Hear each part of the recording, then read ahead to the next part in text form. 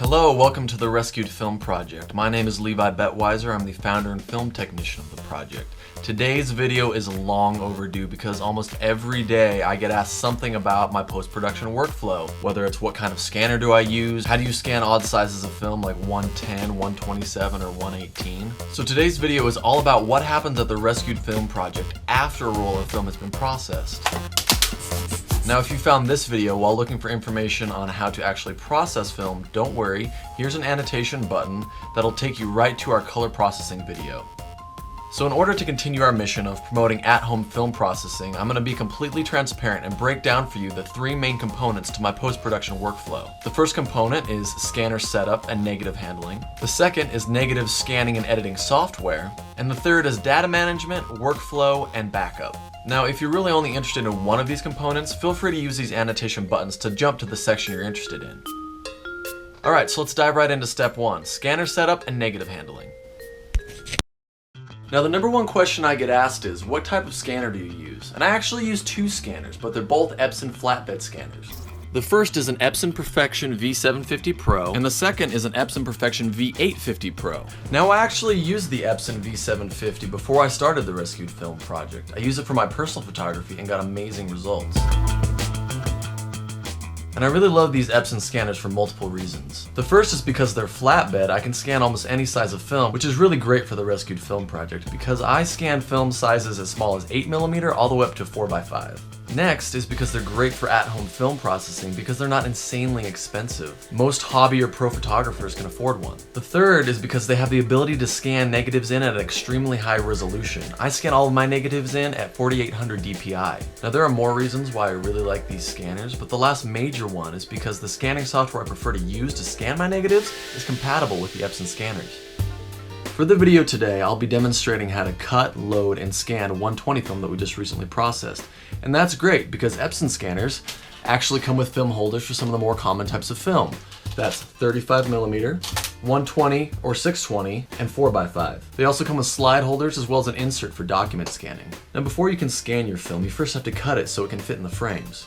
Now, you can use just scissors, but I really prefer an actual film cutter. This way I know I can get straight lines and I don't have to worry as much about cutting into a frame. Now, if your camera shoots a square format like a 6x6, you need to cut every 3 frames to fit in the holders. If it shoots in a rectangular format like a 6x7 or 6x8, you need to cut every 2 frames. Okay, so now that our negative is actually cut, we're going to load it into the holder. So as you can see, the negative holder actually snaps into place and holds the negative. That's good for a couple reasons. It keeps it from moving, but then it also flattens out the negative. The negative frames are great too because they actually hold the negative from touching the surface of the scanner. And I'll explain why that's important a little later. Okay, so once the negative is actually in the frame, there's a couple things you want to do. First, you want to take a blower and actually blow off the negatives, both sides. Then you want to actually open up your scanner, blow that off. Use a scanner appropriate rag and give it a wipe. Now you're ready to actually place the frame onto the scanner surface. Now, the frame actually has little pegs that hold it into place. I always like to give it one more blow and then shut the scanner. Now, you are never going to get all of the dust off your negatives or scanning surface, just deal with it. Alright, so that's how you handle, cut, and load common types of film. Now I'm going to show you a quick trick I learned for scanning odd sizes of film. I'm going to demonstrate using some 110 film. Obviously, 110 film is too small to fit in some of those holders, so when I first started dealing with odd sizes of film, I would just lay them directly on the flatbed scanner. Problem was, when I started scanning, they would shift around and my scanner would scan just black. So then what I actually started doing was taking small suction cups and sticking them to the scanner surface. Problem was, I noticed that every time the film came in contact with the scanner surface glass, I got this weird soapy effect. Take a look at this image. So then what I started doing, and it's worked great, is I've been taking some small clips, kind of like these binder clips, and what I do for 110 film is I just clip them on the edge, top and bottom, just like that, and then I lay this directly on the scanner surface. And this is great because it not only keeps the film from moving around, but it actually raises it up just enough so it's not touching the scanner surface glass. Here's a preview scan of what this looks like. Now, the scanner top won't close all the way when you do it this way, but don't worry, it'll scan the images just fine anyway. Now, putting the clip just on the top and the bottom with 110 film works pretty good, but if you're scanning larger sizes of film like 127 or 118, then make sure you put clips all the way around, not just on the top and the bottom. That way I'll hold it up on all edges. So after I'm done scanning a roll of negatives, I place them in these archival negative holders and I label them, and I lock them in my fireproof safe for safekeeping. Alright, that's it for scanner setup and negative handling. Now I'm going to run you through the actual negative scanning process and software. The scanning software that I use and highly recommend is created by LaserSoft Imaging. It actually includes two separate pieces of software. The first is the actual scanning software, and that's called Silverfast. The second is the one that I actually use to edit photos, and that's called Silverfast Hdr Studio. Both of these pieces of software come in their archive suite. So now I'm going to run you through my overall workflow on how to use this software, but this really isn't a Silverfast tutorial video. There's just way too many features for me to go into here. But what I did do is include a link to their tutorial page in the description below this video in case you want to dig in deeper. Alright, so I've got those 120 negatives loaded in the scanner, and the very first step is to do a pre-scan. Now this pre-scan just gives me a really quick look at the negatives. Now as you can see, there's not much to look at right here, but all I really care about doing right now is setting up my individual frames. So what I'm going to do is trace around each individual frame. And there we go, images are starting to pop up. Now obviously the way these images look right now on the software is not how I want the final images to look, but this really is the only thing I care about at this step of the process. What's really amazing about this software is that right now I do not have to take the time to do all the adjustments on these images.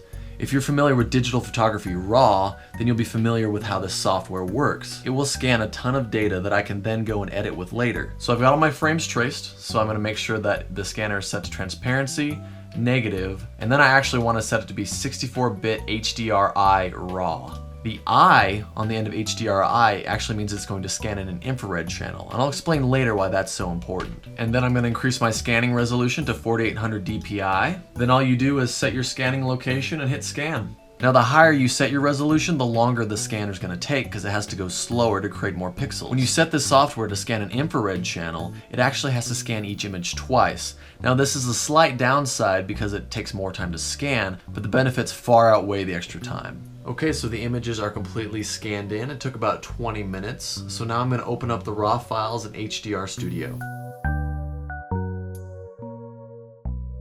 And you can see on these images, they're all labeled with a little icon that says HDRI. And that means that they are raw images and they have got a ton of information for us to start messing with. So I'm going to select all of them, right click and add to the job manager. Then I select my very first image, and obviously it doesn't look so good. So the very first step that you do in Hdr Studio, that I do in Hdr Studio, is I adjust the crop frames, because I always crop them a little bigger than I need in the scanning software. If you look at this top left pane up here, this is your workflow. You want to move from left to right. So first autocorrect, and boom, here's an image. Now I really like starting with the autocorrect because it does give you this really good view of what the image is. Now the next thing I'm going to do is, instead of going to the histogram or the levels, I'm going to use this pipette and pick a white point. You can do it either with white or with a neutral point like a gray. Okay, so that helped, but then obviously this image isn't where we'd want it to be, so we're just going to go down our workflow and move on to the histogram.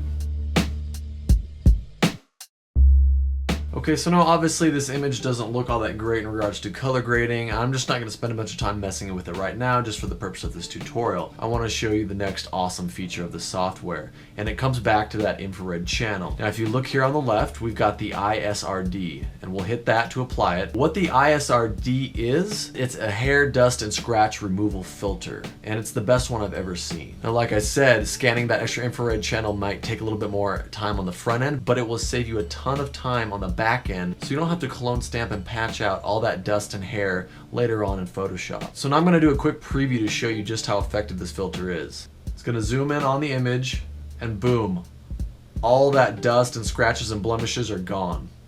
Alright, so now I just did a really quick edit on these images, and all you have to do now is just start the job manager, and it's going to process all these images one by one. Now what's awesome about this is you can actually download the job manager app on your phone, and it will let you know when your batch is done. Alright, so here's the final product. Now like I said, I just did a very quick edit just for demonstration purposes, but you can really tell that in just that short amount of time the software was able to take these images taken from some extremely thin and color shifted negatives and produce some really good results. Alright, so now that I've taken you through the scanner and the scanning software, I'm going to break down my data management workflow.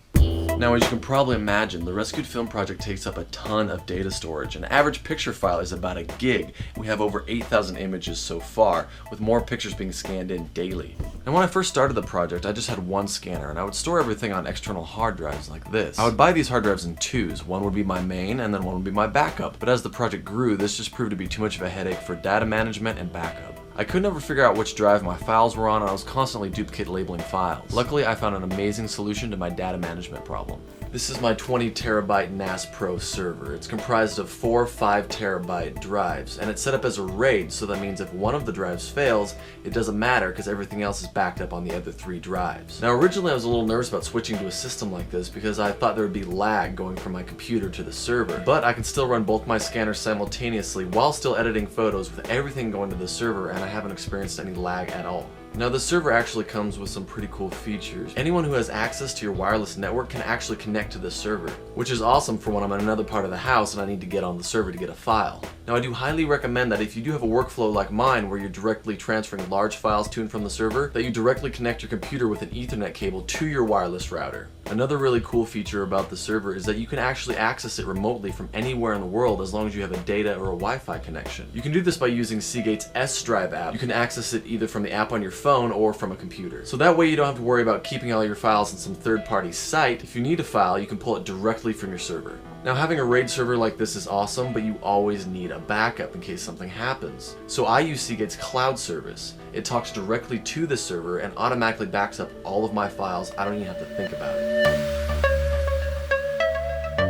Alright, so that is the post-production workflow for the Rescued Film Project archive. I hope I didn't get too technical on you. Make sure to go to the description section for links for all the products and software that I talked about in this video. If you have any questions for me about the Rescued Film Project archive, at-home film processing, or anything in general, just shoot me an email at info@rescuedfilm.com. Also, make sure to go to rescuedfilm.com to view all the images from the archive. And please subscribe to our YouTube channel here for more videos like this from the Rescued Film Project.